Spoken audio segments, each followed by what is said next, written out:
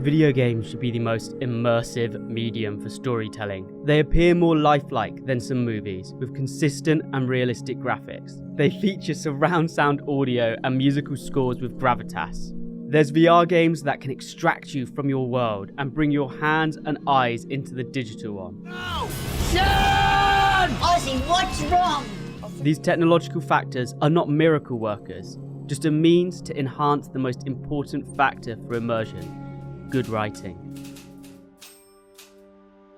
The most praised story-centric games aren't VR or even in first person. Over-the-shoulder, linear action-adventure games such as God of War, Uncharted 4 and The Last of Us dominate discussion about the best narrative game. They are some of the most blockbuster entertainment experiences, and this success has led to film and TV adaptations of varying quality. 50, you get 10%, that's me being generous. Wow. Let's find some parachutes. What? Wow. I hate this planet.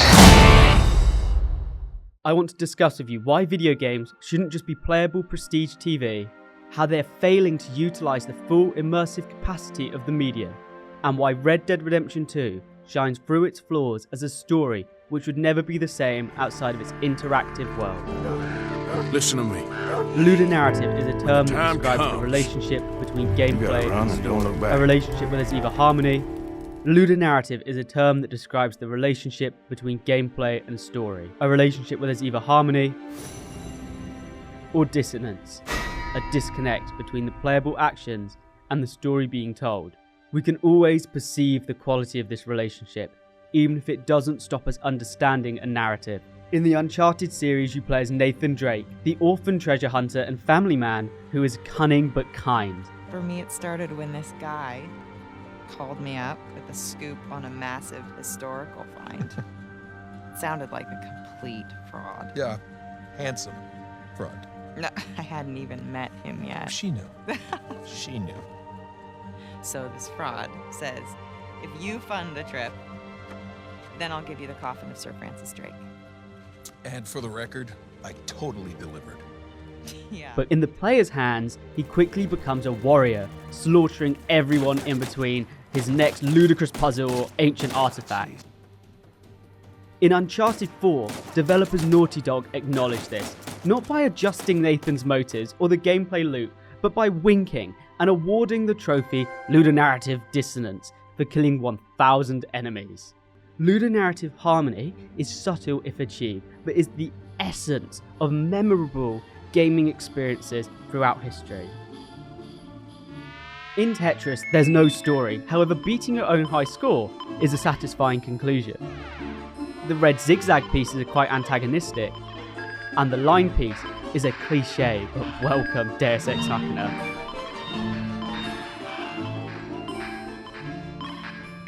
That may be a facetious abstraction of the concept, because it is, but hopefully you're beginning to get it. We play video games, and their stories need to prompt the imagination that is quintessential to play. Narrative and gameplay are at their most immersive when they share the same Narrative and gameplay are at their most immersive when they share the same curious empathy for each other. The same explorative fancifulness that made Lord of the Rings and Star Wars penetrate the minds of so many beyond the story contained within their limited runtimes. In 2018, iconic developers Rockstar Games released a prequel to their 2010 gritty but comic book-like cowboy-them-up Red Dead Redemption. This time, the bullish adult slapstick that's signature to the studio in their GTA series was sidelined for a more emotionally complex protagonist, Arthur Morgan. You are introduced to the Van der Linde gang in a slow and unwinding encounter in the snowy mountains. This opening starts to introduce the world and how you can interact with its environments and characters. Abigail says he's dying, Dutch. We'll have to stop someplace. Okay, Arthur's out looking. I sent him up ahead. Arthur! Any luck? I found a place where we can get some shelter. Let Davy rest while he... you know. Come on! Yeah! It's meandering, but it establishes the status quo. exploring the dichotomy of humility and gruff tactfulness that you'll have to balance as Arthur, the various hunting, shooting and hiding mechanics, and the first segment of the sandbox that you'll grow to know like your own world. This introduction's filmic, and despite the lack of Italian desert scenery, it invokes nostalgic spaghetti westerns, but now as a living, breathing, immersive video game world. Red Dead Redemption 2 provides the player with a perceived level of agency, the ability to influence outcomes, or at least roleplay. Other games still work very hard to put you into the shoes of its protagonists, such as The Last of Us.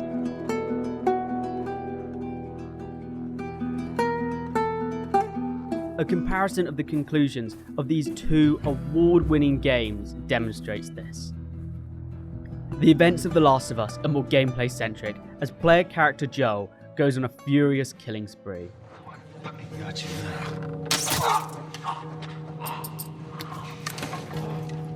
You see anything over there? Report!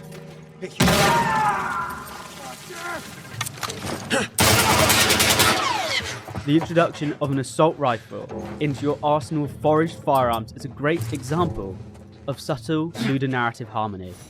However, this unmalleable raft feels wrong for the journey you go on with Joel. If you chose to play like a psychopath, this reaction is probably tame, but I can't help but think immersive storytelling should be sidelined to satisfy a bombastic third act.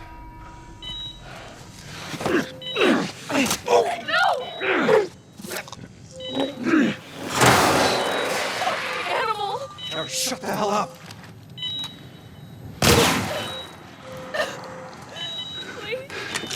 The Last of Us has a poignant twist, but Red Dead Redemption 2 has a different ace card, a morbid certainty. I want you to not look back. Like I said.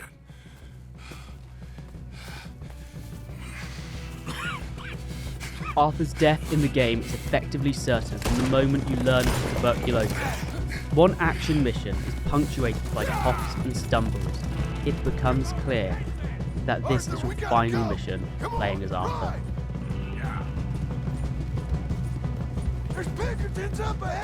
Before confronting traitor Micah Bell, you get a choice. A. Help future protagonist and father John Marston, or B. Go back to steal the gang's treasure in an act of revenge. But what about the money?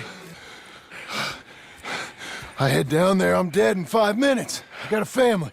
That's more important. Maybe you're right, but... You want the money? You head down. I gotta go to my family.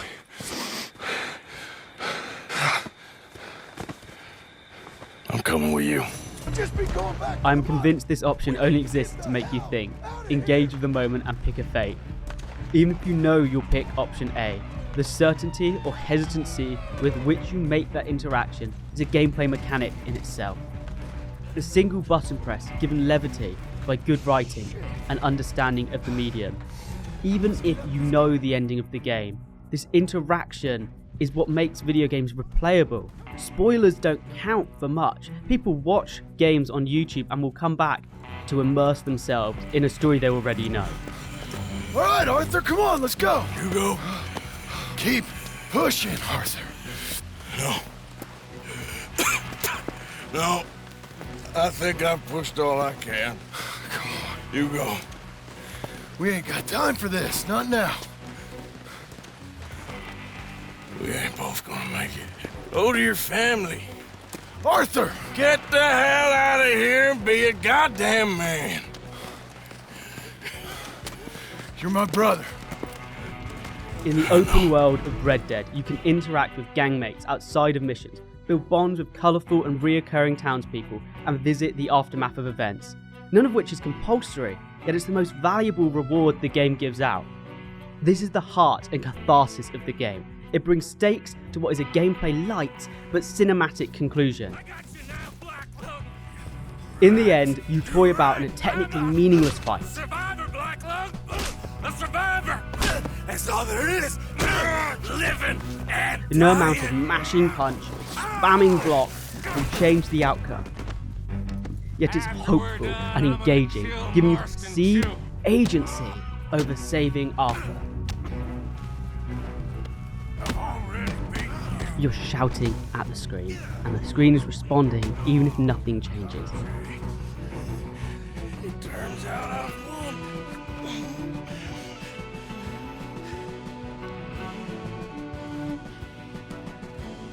Here lies the ultimate success of relationship in Ludonarrative. When your interaction is married with the storytelling, your investment is heard in desperate button presses, and you still find yourself believing it can affect the outcome.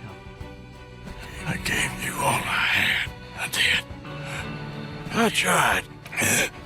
In the end, I did. Red Dead Redemption 2 may have its flaws. It prioritizes clunky realism, the mission design is simplistic, and the combat mechanics are dated. However, it's inconsequential to the majestic world Rockstar provides for your cowboy fantasy to unfold in.